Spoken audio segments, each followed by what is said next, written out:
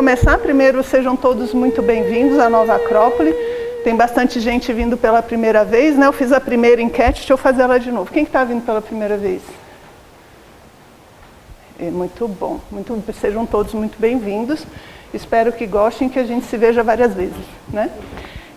Meu nome é Renata e hoje eu vou trabalhar com vocês o tema dos 4 temperamentos. É um tema bem interessante, vou tentar dar uma abordagem filosófica ao assunto. Vou fazer a exposição toda e aí ao final a gente abre para as perguntas, tudo bem? Então quem tiver alguma dúvida e tudo, só dá uma notadinha, no final a gente abre para as perguntas, respostas que eu puder ajudar e responder, vou ficar aqui à disposição de vocês, tá legal? Então, a nossa palestra é os 4 temperamentos e a construção de nós mesmos. Para a gente falar dos 4 temperamentos, a primeira ideia que nos surge é por que esse tipo de estudo, né? Normalmente quem vem para essa palestra gosta muito de perfis, né? Então a gente tem vários tipos de perfis. Você tem os temperamentos, tem os perfis dos signos, né? Você tem os perfis de Jung, que vai falar do introvertido, extrovertido. Então são temas que normalmente a gente gosta de verificar as características das pessoas. Tentar compreender melhor as pessoas. E isso é muito comum. A gente tem dentro da filosofia uma máxima, né, do conhece-te a ti mesmo, e o conhecer-se é um dos processos principais da filosofia. É impossível um crescimento se você não se conhece. É impossível você melhorar algo que você não conhece, a matéria-prima. Então, se eu quero me melhorar, é natural que eu tenho que conhecer a matéria-prima, que sou, no caso aqui, eu mesma. Então, eu sou a matéria-prima desse desenvolvimento. Como é que eu vou me conhecer? E a gente começa a reparar que todas as tradições trazem classificações para estudar o ser humano nessa ideia de se conhecer. E por que se conhecer é tão difícil? Porque conhecer os outros é fácil. Eu vou dar a palestra, vocês vão ver. Você vai lembrar do seu tio, meu tio é melancólico. Vai falar, meu vizinho é fleumático, total. Vai falar, meu pai é colérico, só pode. A gente vai classificar praticamente todo mundo que a gente conhece, menos a gente mesmo. Vai chegar na sede e vai falar, será que eu sou o quê? Será que eu sou assim? Será que eu sou assado? Né? Porque é muito mais fácil ver de fora. É muito mais simples alguém dizer o seu temperamento. Né, o predominante, né, porque também os temperamentos não são só um, né, o predominante. É muito mais fácil, às vezes, alguém te dizer o teu temperamento do que você identificar tudo. Porque, por experiência, a gente se identifica com o positivo de tudo. Você vai falar assim, o sanguíneo é gente boa, sou eu. Né? O melancólico é introspectivo, profundo, sou eu também. Né? A gente é tudo de bom de todos os temperamentos. Então a gente tem essa dificuldade de se ver por completo e pegar essa imagem toda. Talvez por isso, então, tenham tantos estudos também, para ajudar a gente, né, dar um pouco de ferramental para que a gente descubra as nossas características, as nossas potencialidades, os nossos pontos fracos, tudo bem? E aí a gente, através dessas ferramentas, pode começar a se conhecer. Ok? Então, eu vou tentar passar um pouquinho para vocês essas ideias, que são muito antigas, inclusive essa que a gente vai ver dos 4 temperamentos especificamente. Ela começa com Hipócrates, 460 a.C. Você vê que é um tema bem moderno, né? Na crista da onda, atualíssimo como tudo que é atemporal. Né? Tudo que é atemporal é na crista da onda, é impressionante. E ele está falando desde 460, antes de Cristo, né? Hipócrates faz um estudo que ele vai chamar o estudo dos humores corporais, tá? Humores aqui de humus, né? Quando a gente fala de humus, de algo úmido, eu estou falando de coisas líquidas, né? Molhadas. Então os humores seriam os líquidos, que você tem os fluidos que você tem no seu corpo. E ele estudava esses fluidos na ideia de trabalhar a saúde. Então, estudando o equilíbrio desses fluidos, reestabelecendo o equilíbrio desses fluidos, você reestabeleceria a saúde física da pessoa. Então, se eu soubesse os humores que prevalecem, eu daria medicamentos que eram alimentos contrários. Então, se a doença é quente, eu dou um alimento frio. Se ela é seca, eu dou um alimento úmido. Hipócrates insistia muito que o alimento era o melhor remédio para todas as coisas. Aí ontem eu fui no Extra e eu andava por aquela ruma de congelados, não tem uma fila de congelados? Lembrando da palestra, eu tentei imaginar Hipócrates olhando para a nossa alimentação moderna. Vocês imaginam como deve ser difícil? É lá comida congelada, né? Ultraprocessada, sem energia nenhuma, né? Principalmente se ele visse o tomate do Extra, ele ia ter um chilique. Ele ia falar, não há prana nisso aqui, não tem energia nesses alimentos. Por quê? Porque ele olhava eles como medicina, como saúde, né? Como remédio. Então é uma visão realmente diferente da que a gente tem comumente hoje, onde a gente não se preocupa tanto com o que come pelas propriedades, mas mais pelo gosto, né? A gente perdeu um pouco isso, mas Hipócrates tinha essa ideia. Então, se você soubesse o humor da pessoa, você poderia achar o medicamento, o alimento que pudesse fazer com que ela voltasse a restabelecer sua saúde, tá bom? Então, a saúde é o equilíbrio desses fluidos. E por que eu estou falando deles? Porque eles vão ser a base dos temperamentos. Ele falava então dos humores corporais. Eu peguei uma frase explicando esses humores, que é desse livrinho aqui, que é um pérola de sabedoria chamado Como Desenvolver o Caráter, que é escrito pela diretora internacional de Nova Acrópole. Então, quem quiser, ele tem tudo que eu vou comentar na palestra hoje tem basicamente aqui nesse livrinho. E ela descreve assim, olha só que bacana. Esses sábios chegaram à conclusão de que o homem possui líquidos orgânicos fundamentais, que são a gênese e a manutenção da vida. Sangue, fleuma, bilis negra e bilis amarela. Então ele falava, você tem fluidos, líquidos, corporais, que vão dar o equilíbrio da sua saúde, vão sustentar a sua energia, vão sustentar a vida dentro do seu corpo. Aí você vai, como eu que não sou médica, né, tentar entender o que é isso. Aí você procura, sangue eu sei, sangue, beleza. Aí você vai para a bilis, aí você fala, mas não tem bilis amarela e bilis negra. E esse fleuma, que fleuma é esse? Será que é esse que a medicina fala? E aí, conversando com uma aluna nossa que é médica, ela falando que esses fluidos, eles são muito mais associados à medicina chinesa do que ocidental. Tem muito mais relações com a medicina oriental do que com a ocidental. Então, quando a gente fala de sangue, de fleuma, de bilis, a gente não está falando exatamente da mesma classificação de fluidos que a medicina ocidental faz. Tá legal? Só para deixar isso claro. Então, qual é a ideia que a gente tem? A gente tem predominâncias de alguns fluidos. E isso vai influenciar na sua saúde e vai influenciar no seu temperamento. Essa aqui é a ideia geral, ok?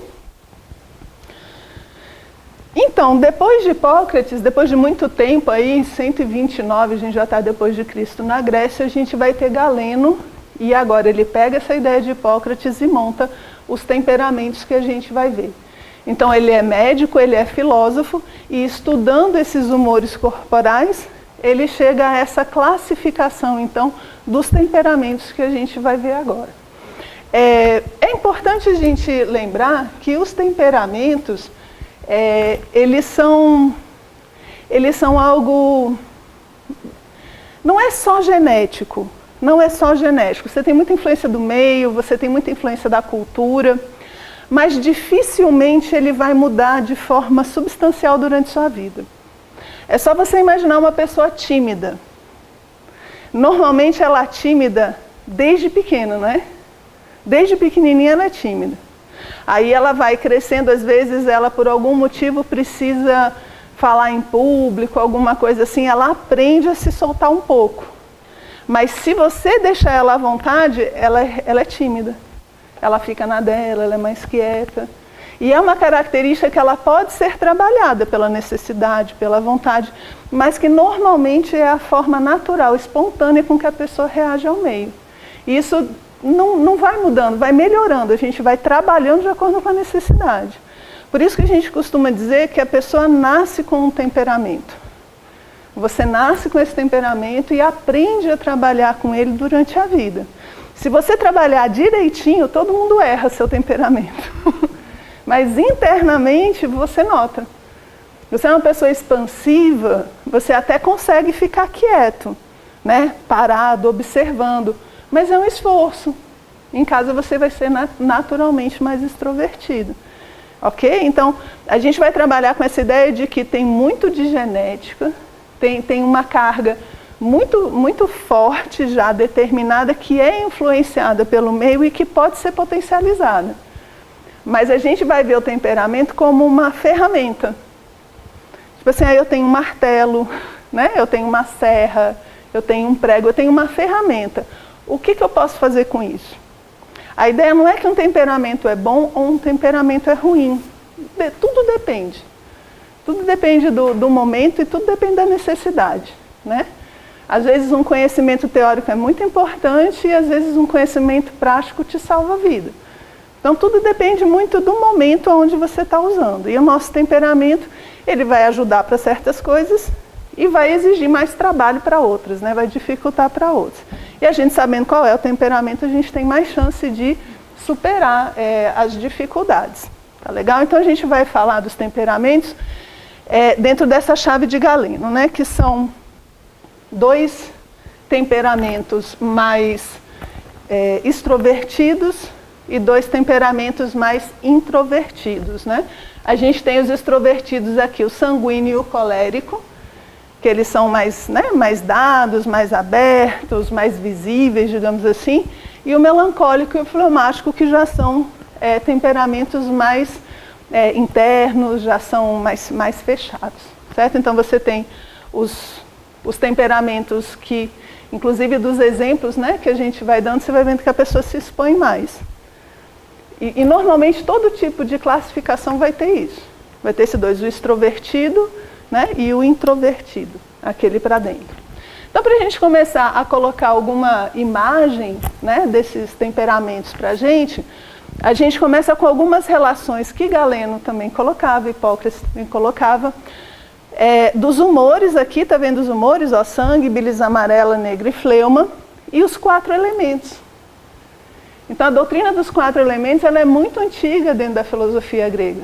Né? Você tem os pré-socráticos trabalhando com os 4 elementos, onde você tem Tales, tem Parmênides, Heráclito, Anaxágoras, né? Falando da junção dos 4 elementos dentro da existência, da natureza, de todas as coisas que nós conhecemos. E é como se ele fizesse uma junção, né, disso. Você tem os 4 elementos também nos signos, não tem? Os signos de fogo, os signos de ar, de água. Você vai ter essa doutrina muito comum na Grécia Antiga e ele associa também aos temperamentos. Tá legal? Então, o sanguíneo, ele vai ter como humor o sangue e o elemento ar. E o interessante é que ele associa o sanguíneo à primavera. Aí como é a primavera? Cheia de flores. Gente, a primavera é exibida, não é? Cheia de flores, cheia de aromas, aquela coisa que te chama atenção, que você não consegue deixar de olhar para ela, né? Porque está sempre muito bonita, né? Muito presente, digamos assim. Aí a primavera ele associa com o sanguíneo, ok? O colérico vai ser elemento fogo, a bilis amarela e é o verão. Verão é o máximo, aquele apogeu, é onde você recolhe os frutos, né?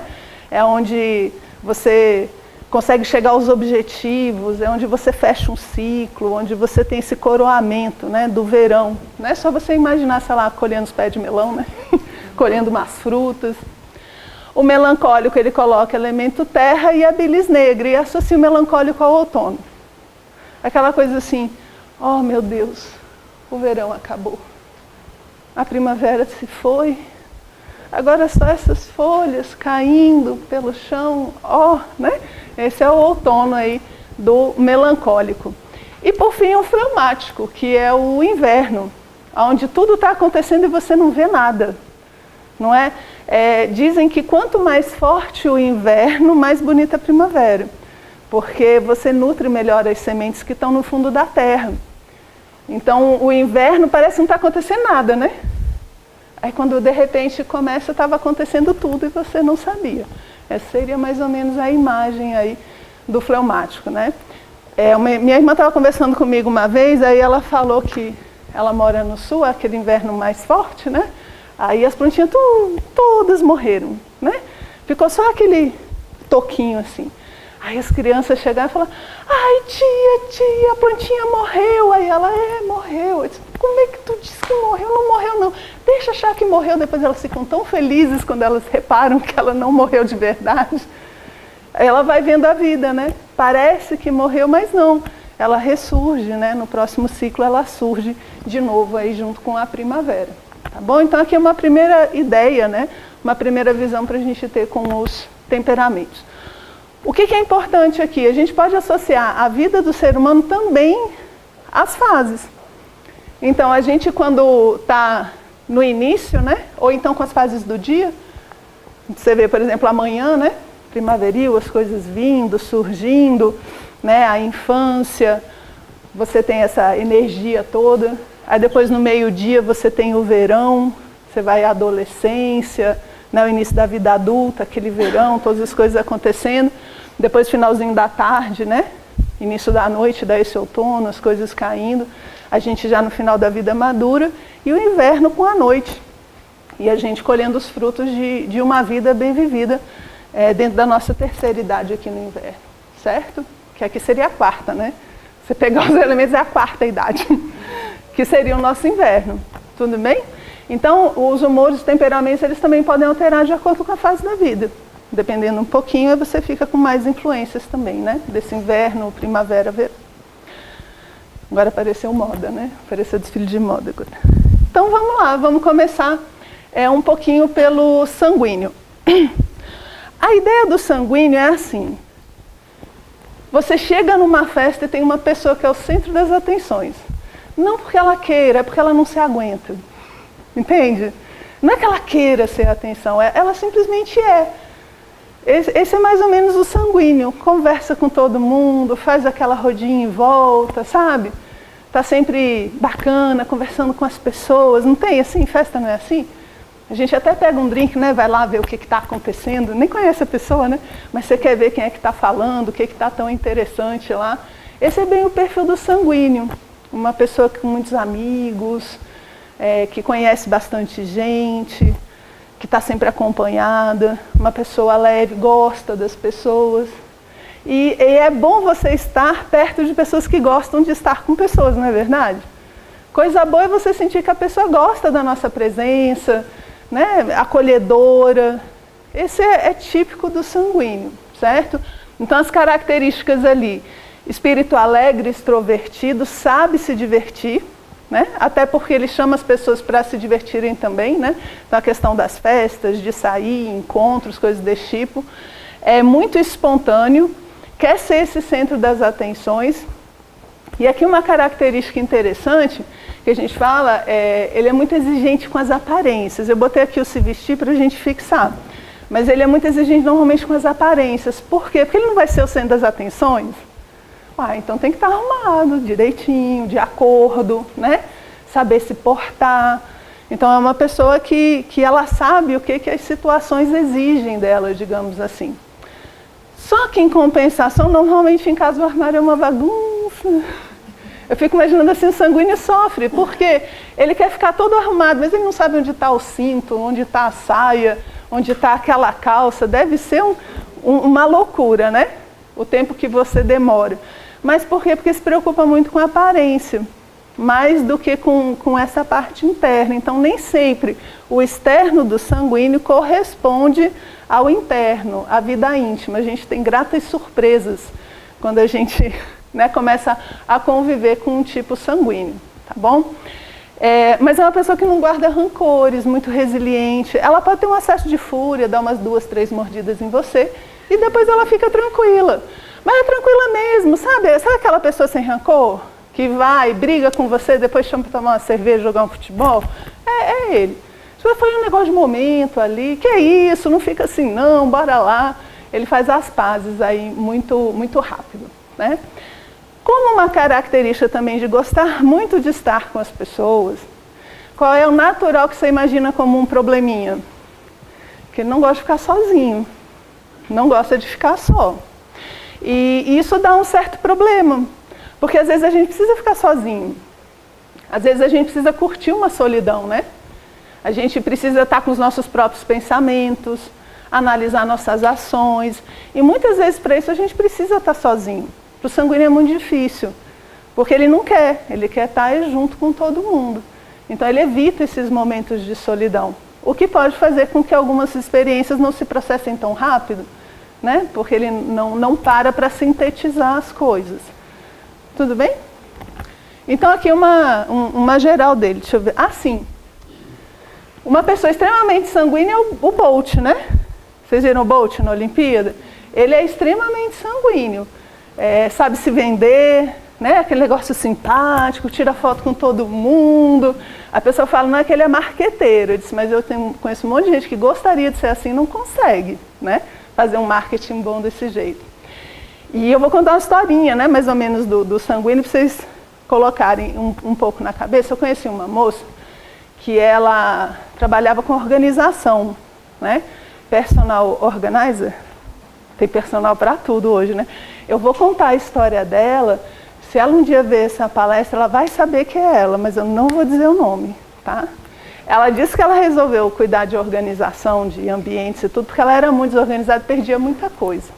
Aí teve um dia na vida dela que ela resolveu se organizar. Ela era madrinha de uma criança e a mãe da criança chamou ela para a festa, né? E ainda falou assim, você é tão simpática, tão alegre, você conversa com todo mundo, você tem papo para tudo, né? Típico ali do sanguíneo. Todo mundo gosta de conversar com você. Vai na festa dele e me ajuda, porque a gente só pensa nas crianças, os adultos, né, ficam lá jogados. De repente você podia me ajudar a conversar com todo mundo. Está aqui o convite da festa. Ela olhou, sabia o lugar, viu a data, a hora, beleza, não, eu vou. Pode contar comigo que eu estou lá. Aí, quando ela chega na festa, ela já chega rápido, né, assim, meio em cima da hora. Não tinha achado o convite, então teve uma certa dificuldade ali para chegar no lugar, né, que tinha um mapinha e tal. Chegou um pouco atrasada, deu presente ali na entrada e saiu conversando com todo mundo. E você, saiu conversando de mesa em mesa, e disse que quando ela chega no final do salão, tem um mural de fotos do aniversariante. Aí quando ela chega no final, ela leva um choque, ela olha assim, quem é essa criança? Ela estava na festa errada, porque ela perdeu o convite, né, desorganização, e perdeu o convite e errou o dia. A festa dela era no dia seguinte. E ela saiu conversando com todo mundo na festa errada. Típico de você não precisa saber quem é, o que é conversa com Deus e o mundo.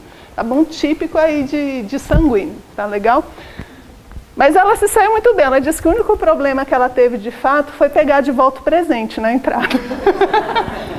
Já falou, presente eu quero, porque eu vou ter que, né, amanhã eu tenho que entregar para o menino, eu quero presente de volta. Aquela foi que deu mais trabalho ali para ela. Então o sanguíneo, né, é o primeiro extrovertido. Agora o colérico, né? O colérico, ele tem umas características interessantes, que são todas, a maioria delas relacionadas à liderança. O colérico é um bom líder. É porque a gente tem uma associação errada com o nome, né? Que a gente acha que o colérico é nervoso, grita e tal. Não é. Ele faz isso também. Também. Mas não é só isso que ele faz, certo? As características são muito de liderança. Por quê? Porque ele gosta muito de atividade. É aquela pessoa que vai ficar o tempo todo te enchendo o saco com um plano. Cara, vamos fazer isso, vai dar certo. Olha só que oportunidade bacana se a gente for e junta aqui, bora lá, a gente junta os 5, abre aquele negócio. A pessoa sempre tem uma ideia, por exemplo, não consegue ficar parada. Minha tia dizia que sentou no formigueiro, né? Não consegue ficar parada, porque sempre tem alguma boa oportunidade que ela não quer perder e que ela vai tentar levar as pessoas, né, para realizar junto com ela. Daí a questão da liderança, né, que surge com o colérico. Ele se estimula com as adversidades, o que também é muito bom. Não depende do meio, não depende da opinião das pessoas, lá como sanguíneo. Então ele é muito independente, né? Consegue passar por cima das coisas sem muito problema. O que às vezes faz ele passar por cima das pessoas. Ele está tão focado assim nesse objetivo, nessa meta, que às vezes ele não leva muito em consideração o que as pessoas estão sentindo, as dificuldades que elas têm. Então, às vezes, ele pode ser meio tratorzinho, né? Passar por cima das pessoas. Não expressa muito os seus sentimentos. É uma pessoa que normalmente está mais preocupada em atingir os objetivos do que dar vazão para os seus sentimentos. E é muito otimista porque vê oportunidade em tudo. Só que às vezes é otimista demais, né? Otimista demais. Chega a não ver os problemas. Tudo é uma oportunidade tão grande que às vezes mede mal os riscos. Não consegue enxergar direito que aquilo é arriscado. Aí não se prepara muito bem. Aí pode dar algum tipo de problema aí. Mas, em geral, é uma pessoa que realiza muitas coisas, ok? O colérico, eu coloquei aqui pra gente um exemplo que a maioria do pessoal gosta, é o Bernardinho, do vôlei. Bernardinho do vôlei. Ele é bem o tipo colérico. Todo mundo adora ele, mas você já viu ele lá no campo?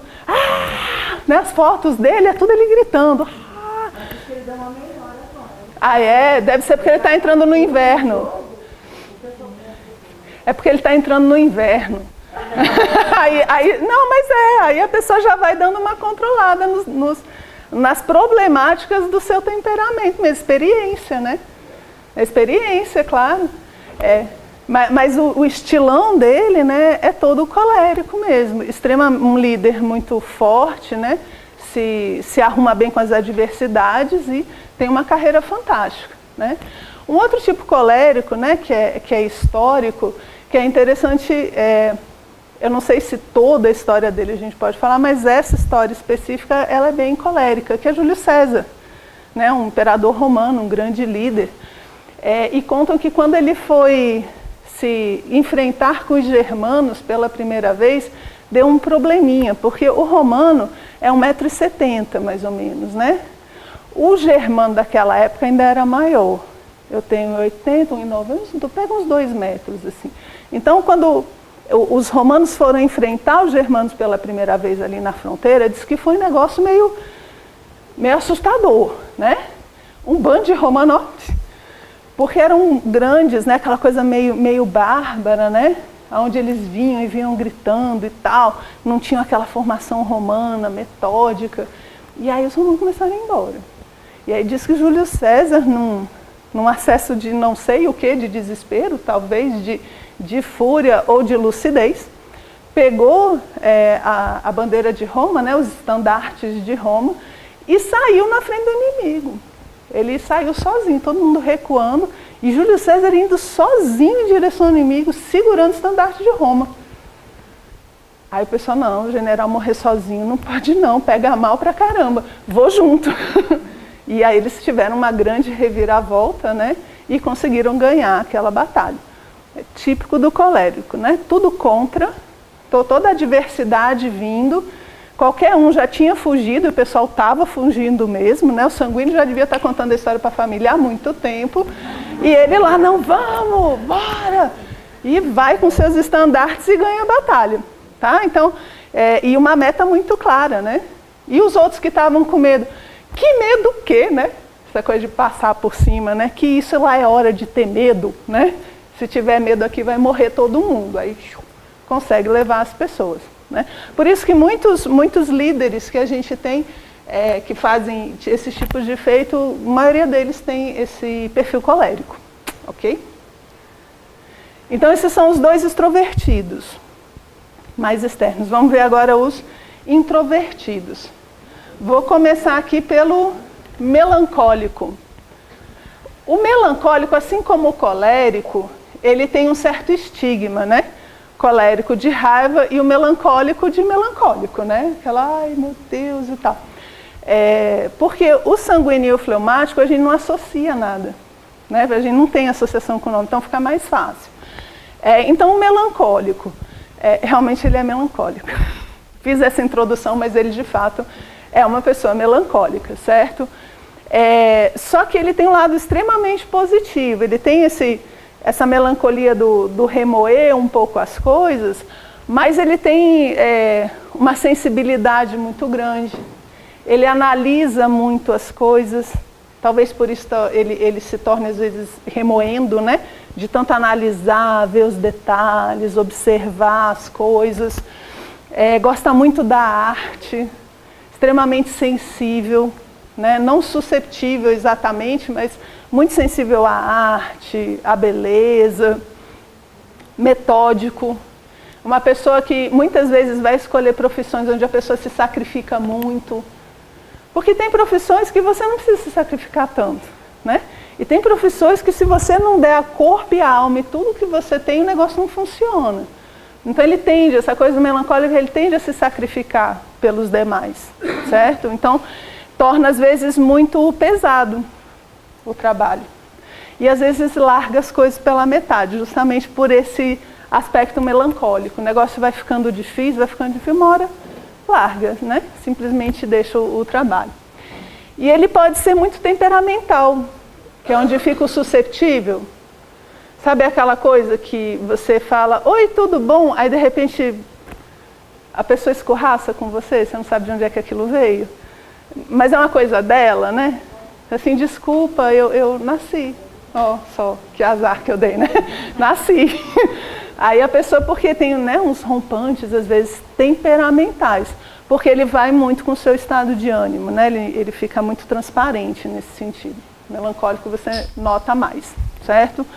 É um temperamento muito rico, extremamente rico, mais difícil de fazer amizade, justamente, né, por ser muito analítico, ele pode se tornar muito pessimista, aonde o outro só vê oportunidade, o outro só vê problema, identifica muito, né, essa problemática toda, e muito crítico. Uma pessoa às vezes difícil de conviver porque a pessoa analisa, vê os problemas, vê os obstáculos, é sensível, é metódico, é persistente. Junta isso tudo agora. A pessoa é perfeita para determinados trabalhos, né? Só que esse criticismo, né? essa tendência de ver os problemas das coisas e das pessoas, torna a convivência mais difícil. Então essa sensibilidade para a arte acaba tornando um mundo também muito dele, né? Mais fechado, menos pessoas, mas muito profundo, pela sensibilidade natural que a pessoa tem. Então se você juntar um melancólico, que é mais pessimista, vê os problemas e os obstáculos, né? Com um colérico, que é totalmente otimista, a coisa tem chance de dar certo. Porque um vê problema e o outro vê solução, né? Ele vai virar, mas e tal, não tem recurso. Aí a gente arruma assim, assim, assim. Mas o pessoal não sabe fazer. A gente vai, treina, chama fulano e tal. Mas e não sei o quê. Aí ele fala, não quero. Não, aí tá bom. Mas um vai vendo o problema, a dificuldade, o outro vai resolvendo. Nota como se complementam bem? Certo? Se ajudam. Porque só o otimista também, às vezes, você pode se dar muito mal. E só o pessimista, você pode não sair do lugar. Ok? Como melancólico, eu escolhi, aí é mais uma coisa minha, porque é um melancólico muito bacana, um perfil tipo um Leonardo da Vinci, um Rafael de Sanzio, né? Artista, extremamente sensível. Porque Leonardo da Vinci ninguém consegue rebater, entendeu? Por isso que eu peguei ele. Né? Extremamente sensível, sensibilidade para a arte, para o belo, extremamente analítico, né? Se você vê os estudos dele sobre a botânica, sobre o voo, né? Que ele era fascinado ali com o voo, e extremamente temperamental. Diz que ele ia, por exemplo, ele deixava muita coisa pela metade. Muitas pinturas dele ele deixou pela metade. Muitos projetos ele não acabou. O pessoal dizia assim, é como se ele enxergasse o negócio pronto, e aí não tem mais gosto de fazer. Sabe assim, meio que perdeu a graça, agora eu não quero continuar mais não. Ia largando, as coisas, deu um monte de problema. Pra vocês terem ideia, quando ele foi pintar a Santa Ceia, o pessoal não queria. O pessoal só mandava lá pintar a Santa Ceia e tal. Aí era um local religioso, não lembro agora qual a linha, e era justamente no refeitório que ele ia pintar a Santa Ceia.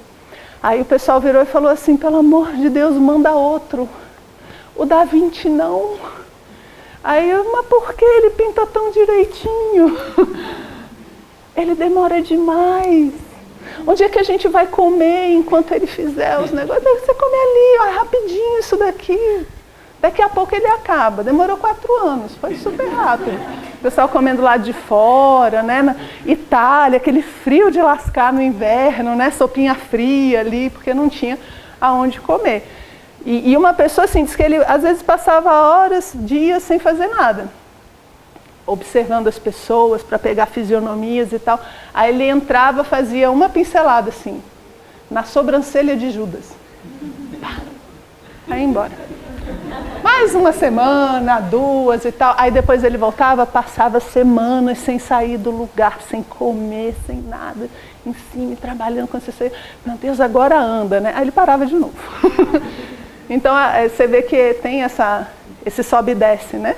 E uma pessoa de uma vida interior riquíssima, riquíssima, né? Então é um perfil positivo, digamos assim. Várias características do melancólico que tornam um gênio, né? Eu costumo brincar muito com os alunos, falando, você vê o temperamental, se você vê Caras da época, né? Revista Caras, cheia de fofoca, você fala, Da Vinci e Michelangelo brigam nas ruas de Florença novamente. Polícia chamada para separar briga de bar, né? Quem era? Era o Leonardo da Vinci e Michelangelo. Os dois viviam brigando mesmo. Mas isso é uma história à parte, né? Depois a gente faz uma outra palestra só sobre os dois aí, ok?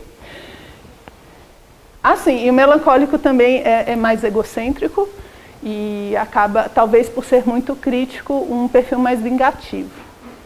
Que a vingança é um prato que se come frio, né? O outro, o sanguíneo, esquece, tá nem aí, né? O outro fica lá de butuca, remoendo. Ai, meu Deus. É o botão do celular, ó, caso certo. O outro fica lá remoendo, né?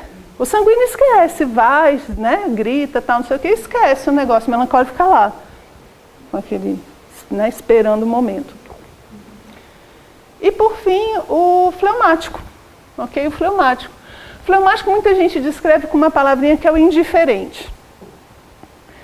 É muito pesado você dizer que a pessoa é indiferente, mas por quê? Uma das maiores características do fleumático é que o mundo está caindo, você não sabe o que ele está pensando. Pegou fogo, ele olha assim, fogo, né? Ele pensa muito nas coisas, ele está sempre bem, é aquele tipo boa praça. Está sempre bem, sempre conversando lá com todo mundo. Não necessariamente que nem o sanguíneo, que é o centro das atenções, né? Mas sempre que você chega nele, ele está ali na boa, uma pessoa bacana ali de você conviver. Só que você não sabe o que está acontecendo com ele. Dentro pode estar acontecendo coisas assim, fabulosas. Ou ele pode estar morrendo de raiva, você não tem a mínima ideia. Porque é esse temperamento, entre aspas, indiferente, né? Que a gente relaciona com fleumático.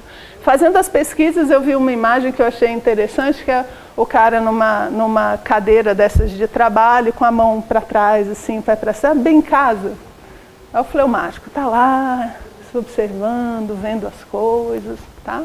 Então, tranquilo, sereno, paciente, bom coração, gosta das coisas boas da vida, deve ser uma excelente pessoa para tomar um vinho, né?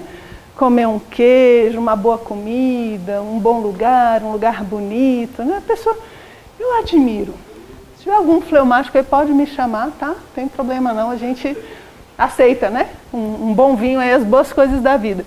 Experimenta coisas muito internas, né? Emoções muito fortes internas, até porque não exterioriza tanto. Gosta das pessoas, tem um humor natural. Sabe aquela pessoa que conta a piada e fica séria e você fica, meu Deus do céu, é para rir. Aí você fala, aí tem uma hora que você pergunta assim, é sério? É isso mesmo? Ah, que é isso, estou brincando com você, né? Você não sabe, mas é um humor natural muito espontâneo, assim. Uma pessoa muito, muito agradável de lidar, certo? Diplomático, meticuloso. E o diplomático é interessante porque ele consegue... A teimosia dele ninguém percebe. Porque ele é tão diplomático nas coisas que nem nota que ele está teimando, né? Porque um colérico teimando, você nota rapidinho. Você fala, não, né? Não, e tal, você nota rapidinho. O fleumático, que você notar, ele te enrola todinho. Porque tem essa capacidade de expor as coisas de um jeito, de outro, e tem tanto. Por quê? Porque ele é tranquilo, ele não tem tanta pressa. Sabe aquela paciência, assim, que o colérico não tem, que para o melancólico é um problema? Para o fleumático é quase uma estratégia, né? Uma arma aí. E ele é muito confiável porque é organizado, né? Se prepara bem para as situações, não vai chegar numa reunião sem ter preparado antes, não chega atrasado. Normalmente é uma pessoa que sempre chega antes, porque não gosta dessa correria, né? Que a vida do atrasado, gente, é um inferno, né? Não? É tudo fora do tempo. O fleumático, ele não gosta tanto disso, porque como é que você vai apreciar um bom vinho com pressa? Né? Como é que você vai apreciar as coisas boas se você estiver apressado, estressado? Então ele se organiza aí mais, né? E quando precisa, é um excelente líder. Não é uma pessoa como o colérico, que se coloca à frente, né, na primeira oportunidade, mas se a vida chama a pessoa, ele assume bem liderança. Eu conheço algumas pessoas que trabalham com áreas um pouco complicadas, por exemplo, segurança armada. Conheci uma pessoa que trabalhava com isso. Se você vê o perfil dela, você acha que não está acontecendo nada. Às vezes, mas você é diretor, é empresa de segurança mesmo, com essa cara, mas você não está nem preocupado. Porque, gente, segurança, né, é muito difícil. Morre gente, né, tem família, tem situações complicadíssimas. Aí o cara está lá, parece que não está acontecendo nada. Mas, em compensação, vê as coisas com uma clareza, toma decisões, às vezes, muito difíceis. Então, às vezes, locais muito tensos, assim, coisas muito difíceis, esse temperamento ele se dá bem. Porque ele consegue essa paciência, esse bom humor, essa distância um pouco, né? Não se deixa levar tanto. E você não sabe, você olha para a cara da pessoa, você não sabe o que está acontecendo lá dentro. Como fleumático, eu conversei com alguns outros professores aí do curso de filosofia e a gente escolheu Kant, né? Que inclusive é um dos filósofos que a gente estuda dentro do curso de filosofia. É uma das matérias, né, que a gente estuda no curso de ética. Porque Kant, quem conhece um pouquinho da história dele, ele entra para a história como uma pessoa muito, entre aspas, carrancuda, porque é uma obra densa, aquela obra difícil. O pessoal diz que Kant você tem que ler em alemão, porque senão não dá para entender, e você fica com aquela cara assim de que, meu Deus, mas é uma obra muito profunda, extremamente profunda. E por outro lado, Kant era extremamente metódico e muito querido pelos seus alunos. Você lendo a obra dele, você não diz que ele era um professor bacana. Entende? Diz que os alunos adoravam as aulas de Kant. Se batiam para chegar lá. Por quê? Porque era uma pessoa muito bacana, muito boa praça, dava umas aulas muito legais. E a história que a gente sempre conta, né? Quem vier fazer o curso vai com certeza escutar essa história, da pontualidade de Kant. Era uma pessoa extremamente metódica com todas as coisas, né? Inclusive tinha muito problema de saúde, então teve que desenvolver uma disciplina muito grande por conta dos seus problemas de saúde. E disse que todo dia ele pegava o mesmo caminho para ir para a universidade dar aula. E era, suponha, 8 horas da manhã ele sempre saía de casa. Então todo dia, 8 horas da manhã ele saía de casa. Aí 8h05 ele estava na frente da padaria, 8h08 na frente da farmácia, 8h10 na frente de não sei de onde, até chegar na universidade. Aí quando o Kant passava, a galera arrumava o relógio. O relógio está errado, porque a Kant passou, atrasou aqui, ó, deixa eu arrumar. O pessoal confiava mais em Kant passando do que no relógio. Aí o pessoal, não sei se é sério, né, mas disse que no dia que Kant atrasou, né, o relógio da cidade inteira ficou errado. Porque ele era tão certo nessas coisas, tão responsável, que o pessoal pegava mais a disciplina dele, né, do que o próprio relógio. Totalmente confiável, ok? Deixa eu ver aqui. Boa praça. Sim, às vezes pode ser uma pessoa lenta, porque analisa muito, né? Analisa muito as coisas também. E aí, teimoso e diplomático. Eu estou tentando aprender essa coisa, né? Já que teimoso e diplomático ninguém nota, né? Os coléricos, sanguíneos podem aprender também essa estratégia, certo? Então, aqui a gente tem os 4 temperamentos, tudo bem? 2 externos, 2 mais internos, com suas características. Conseguiram classificar a família inteira? Deu? As sogras, as noras, os vizinhos, todo mundo classificado, né? Você vê como é fácil a gente ver o do outro? Não é? E da gente? Eu acho que não é que a gente tem as virtudes de todos eles? Porque a gente também não é um temperamento fechado. A gente tem um temperamento predominante, tudo bem? Mas não é um temperamento fechado. Então você pode ter características de 2, você pode com o tempo desenvolver outras, mas normalmente você vai ter um predominante. Se você está com dúvida, pergunta para quem te conhece. Explica mais ou menos assim, aí fala com sua esposa, com sua mãe, com seu pai, seu filho. Os filhos são bons para isso também, mas na hora, né? Agora, o que eu queria comentar com vocês? O que a gente faz com esse conhecimento? Porque é um jogo bacana você ir identificando. Assim como é dos signos, né? Como eu comentei no início, assim como é das personalidades lá de Jung, é um jogo bacana. Agora, o que a gente quer quando procura esse tipo de conhecimento? Se conhecer para potencializar. Então, não tem um temperamento bom ou um temperamento ruim, isso não existe. A natureza não trabalha assim. Segundo as tradições, a natureza trabalha com o necessário. Então, dentro do que a gente tem de temperamento, a gente tem todas as ferramentas para atingir os objetivos que a gente quer. Você não pode imaginar ou se justificar por causa do temperamento. Porque acontece muito. Você chega aqui no cafezinho e a pessoa fala, agora eu sei porque que eu não fiz aquele projeto. É porque eu sou tal temperamento. Agora eu sei porque que tal coisa não funcionou. Não, porque o meu temperamento é assim. Nunca imagine dessa forma. O temperamento sempre pode ser utilizado de forma positiva. E a isso a gente chama esse tempero do temperamento, essa arrumação dos nossos temperamentos, a gente chama de formação do caráter. Okay? Aqui eu estou resgatando uma concepção que a gente também analisa dentro da perspectiva da filosofia maneira clássica. Tá? Lembra que eu falei com vocês que a gente começa com temperamento, tem influências do meio e tal, mas que provavelmente você vai ter o mesmo temperamento, aquelas características durante a vida toda. Como é que eu aprendo a lidar com isso? Aí vem a formação do caráter, aí vem a educação, aí vem você trabalhar com aquilo que você tem para ser um bom ser humano, para ser um bom cidadão, para ser um bom pai, para ser um bom filósofo, para você fazer as coisas bem. Aí vem a formação do caráter, que talvez seja uma das coisas que nos faltam muito. A gente se justifica muito em cima do temperamento e a gente põe muito pouca vontade em cima do temperamento para chegar onde precisa.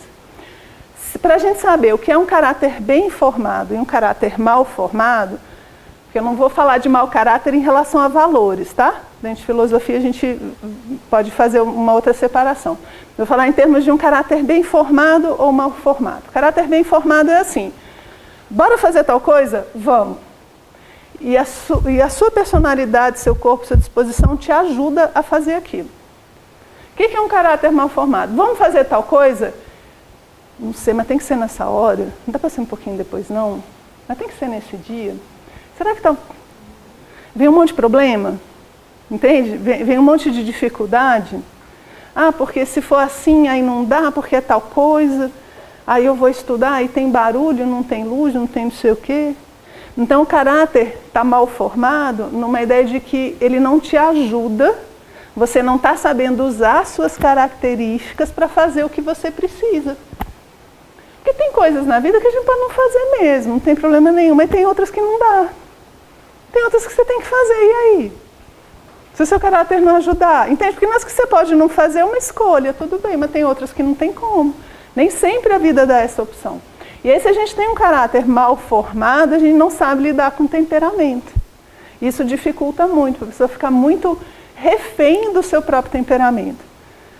A pessoa é mais estourada e tem que negociar alguma coisa, sei lá, com os pais, tem que negociar alguma coisa no trabalho e é estourada, já viu? O problema. O pessoal que joga futebol faz isso muito bem. O cara é bom, mas é estourado. Como é que eles jogam? Eles marcam o cara, não é? Eles marcam, eles empurram, eles chegam lá, sua mãe, que não sei o quê. Por quê? Porque o cara é estourado. Caráter mal formado não se segura. Uma hora vai estourar, levar um cartão vermelho e vai-se embora. Ou sou só eu que acho que eles fazem isso? Não é assim que faz? Você nota que eles estão pegando no temperamento do estourado para prejudicar ele. Por quê? Porque ele não controla. Então a gente não pode deixar isso acontecer com a gente, né? A ideia seria que a gente soubesse dos defeitos, dos problemas, para meio que blindar ou saber lidar com eles para que eles não prejudiquem e potencializar as coisas que a gente tem de positivo. Escolhendo atividades, projetos onde as nossas coisas positivas também vão ser melhor utilizadas. E aí você formaria o seu caráter usando o seu temperamento. Tudo bem? Só tem mais um detalhe aqui que eu queria fechar com vocês. Eu tenho um bom caráter, mas eu posso ser ladrão. Vocês já viram, lembra que em Fortaleza teve uma vez, fizeram até um filme sobre um assalto que eles fizeram do Banco Central? Gente, aquilo é uma forma, o cara domina o temperamento perfeitamente. Você já viu o tamanho do buraquinho que eles fizeram? O controle de ansiedade, a paciência do cidadão, dias a fio, né? Fazendo aquele túnelzinho, levando os negócios sem ninguém notar. O cara chegou onde ele quis, ele domou o temperamento, né? E nesse ponto eu poderia dizer que ele sabe dos seus pontos positivos e negativos. Só que o sentido que o cidadão escolheu foi muito ruim. Então não é só conhecer o temperamento, não é só formar o caráter. Aí vem o pulo do gato, porque obviamente estamos numa escola de filosofia. Aí vem o pulo do gato. Você nasce com temperamento, você forma seu caráter e agora você põe isso à disposição, você põe isso num sentido. Você tem que dar um sentido a esse seu temperamento e a esse seu caráter. Senão você vai virar uma pessoa muito, talvez, competente, muito eficiente, mas não necessariamente feliz, realizada, plena. E hoje em dia, infelizmente, é muito grande o número de pessoas que diz que a vida não tem sentido. Mas você fala, meu Deus, o negócio não está batendo aqui, porque ela tem tudo. Você olha, parece uma pessoa feliz, né? Socialmente, familiarmente, uma pessoa às vezes amada, muitos amigos, a gente fica meio sem entender o que está acontecendo. Às vezes nos falta sentido, nos falta o porquê ou para que isso tudo. Então, para que eu vou cuidar do meu temperamento? Por que eu vou formar meu caráter? Por que eu quero me conhecer? Qual é o sentido que eu vou dar para isso tudo? Como é que eu vou fazer com que eu seja um ser humano pleno a partir dessas ferramentas que eu tenho? Essa sempre foi a pergunta daqueles que entram na filosofia. Porque a filosofia é que vai dar as respostas para que a gente encontre esse direcionamento. As pessoas às vezes falam que filosofia é difícil e que tem uns assuntos muito assim, né, sem pé nem cabeça. A maioria das obras, todo filósofo vai falar sobre a felicidade. Ou vocês acham que é um tema que não é prático? A justiça, vocês acham que a justiça é um tema útil? Será? Né?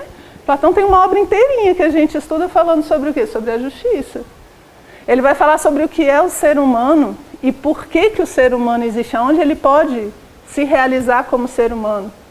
A primeira pergunta é a diferença entre o homem e o animal. Todo filósofo dá uma teoria, pensa sobre isso. A filosofia, ela dá respostas para essas perguntas tão importantes na vida da gente. Porque muitas pessoas já pensaram sobre isso. A gente está estudando Hipócrates aqui, Galeno, a gente está falando de 2000 anos. Quantas pessoas de lá até aqui já não estudaram isso? É um tema extremamente importante. Muitas pessoas já pensaram muita coisa importante. Então o que a gente sugere? Vamos começar deles e a partir deles vamos tirar as nossas respostas, vamos tirar as nossas próprias conclusões. A gente não precisa sair do zero, a gente pode ganhar muito tempo estudando filosofia, ok? Por isso, obviamente, que eu faço convite para todo mundo vir conhecer nosso curso de filosofia, segunda-feira, dia 31/10, com a super promoção aí que a Raquel comentou no início do curso, né, no início da palestra. Para mim, essa última parte ela é até mais importante do que os temperamentos em si. Porque o temperamento você vai ter várias formas de estudar. Conheço pessoas que estudaram temperamento porque eram líderes, chefes e tinham que lidar com os funcionários. Professores que queriam lidar com os alunos, pais com os filhos. Esse talvez não seja o mais bacana da aplicação disso. Esses conhecimentos todos, a melhor aplicação vai ser dentro da gente.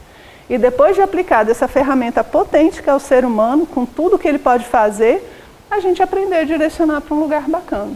certo? E aí a filosofia ajuda a gente a direcionar, a escolher e entender como é que a gente utiliza tudo isso para se tornar um ser humano pleno, ok?